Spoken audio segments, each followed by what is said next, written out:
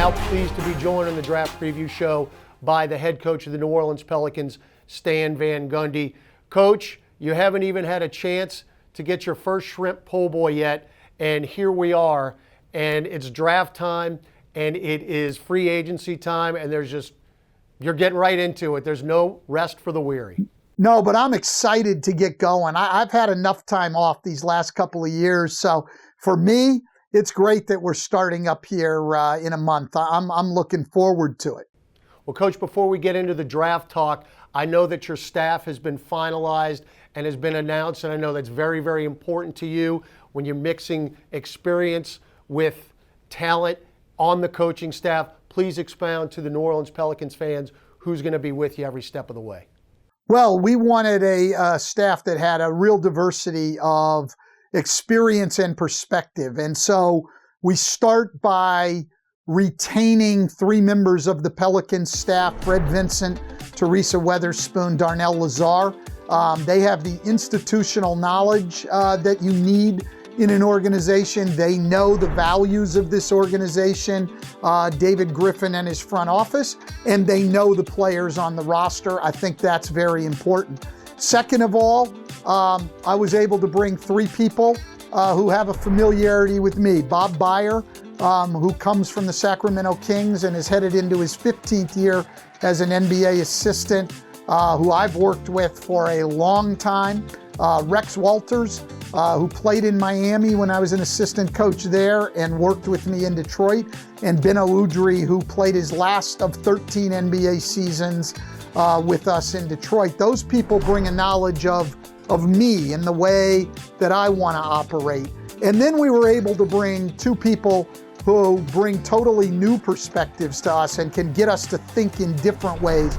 Casey Hill comes over from the Clippers. His dad, Bob Hill, was a longtime successful NBA coach. Casey's got a great offensive mind that I think will help us. And Corey Brewer, who just concluded a 13-year NBA playing career and has been on a lot of different teams and seen a lot of different things.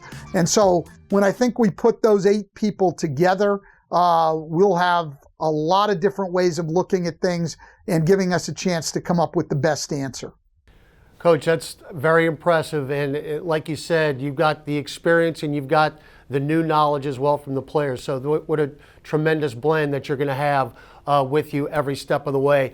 This is your 4th stop in the NBA, Coach. Can you draw any comparisons to what you're inheriting here in New Orleans when you're talking about the talent, the youth? Does any of the other stops that you've been on remind you of this team in any way? Well, probably the most of the first team I coached as a head coach with the Miami Heat, 2003, 2004. A very young group with some good, productive veteran leadership. So it was Dwayne Wade's rookie year, Caron Butler's second year, Rafer Alston's first year where he really got a chance to play in the league. Lamar Odom was still a young player. Udonis Haslem was a rookie who played a lot on that team as well. But then we had Eddie Jones and Brian Grant, 2 veterans who gave us a great deal of leadership and helped that team get to the second round of the playoffs. So that's probably the most apt comparison in terms of that mix of really talented young players with some productive, high-character veteran people. Coach, you really knew the team, especially with your work on television, so you had an idea of what you were coming into, but how important are the next couple of weeks going to be for you as a coach and a teacher heading into training camp to actually get these guys in the facility to see them on the court? Well, yeah, and look, we don't have a lot of people here right now. That's just the nature of what this season is going to be like.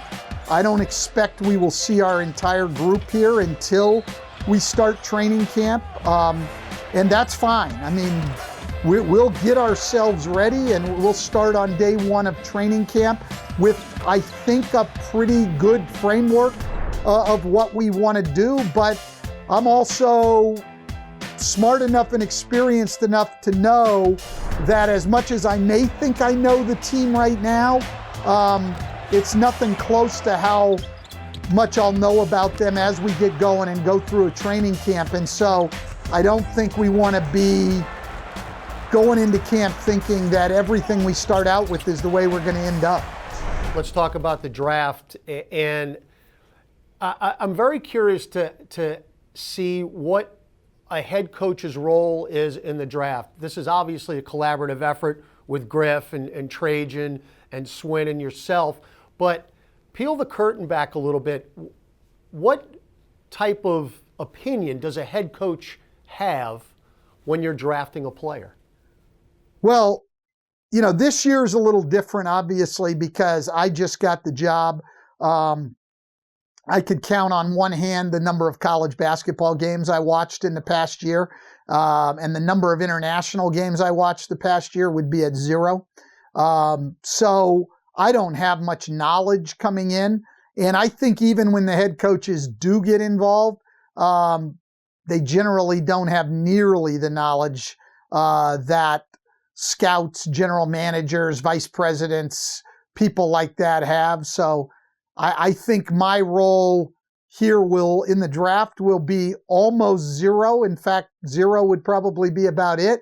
And I think that's exactly the way it should be. Because especially coming in new, I can't even really talk about as much where I see our needs or anything else.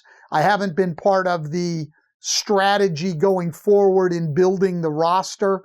Quite honestly, even if Griff and Trajan wanted more input from me on the draft, I don't think I'd be capable of giving them anything of much value. Now, the Pelicans have the 13th pick. Of course, it's a fluid situation. As we tape this, that could change. But I'm also curious, is in the past for drafts, have you been a draft for a need coach or situation, or best available guy? What's your take on that? Well, I think generally you're looking best available, the player who has the chance to have the biggest upside. But that may change at certain times in a team's history if they think, you know, for instance, that they're ready to win at a high level and that a certain guy could make a big immediate impact. That may be something you consider, but most of the time, I think you're just looking for the player who has the best NBA future. Well, Coach, again, we can't thank you enough for your time during this very important stretch, not only for the organization but for the NBA. I mean, it's just so strange that we haven't started yet, and you're teeing things up on December 22nd. But that's the way it is here in 2020, and you just have to make the best of it. No, that's exactly right. There's no sense spending any time complaining about a situation being difficult or anything else. We're all playing by the same rules. We've all got this amazing opportunity to be involved in another NBA season. I'm very grateful for that, and I'm looking forward to getting started and moving forward with this young, talented roster.